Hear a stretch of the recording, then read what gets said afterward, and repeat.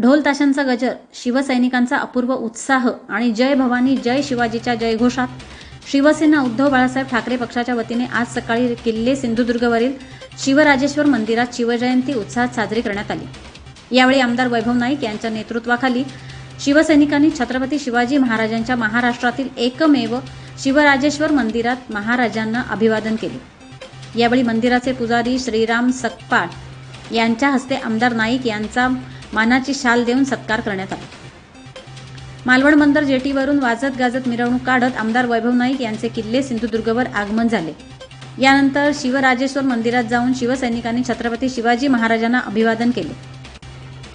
यावेळी तालुका प्रमुख हरी खोबरेकर, नितीन वाळके, शहर प्रमुख बाबी जोगी, मंदार केणी, यतीन खोत, गणेश कुडाळकर, मंदार ओरसकर, महेंद्र भाडगुत, उमेश मांजरेकर, मनोज मोंडकर, सरपंच भगवान लुडबे, सन्मेश परब, यशवंत गावकर, भाई कासवकर, हेमंत मोंडकर, किशोर गावकर, सिद्धेश मांजरेकर, अक्षय भोसले, महिला तालुका प्रमुख दीपा शिंदे, नीनाक्षी मेथर, आर्या गावकर, वायरी ग्रामपंचायत सदस्य सौ प्रभू यांच्यासह शिवसैनिक मोठ्या संख्येने उपस्थित होते। छत्रपती शिवाजी महाराज की जय, जय भवानी, जय शिवाजी।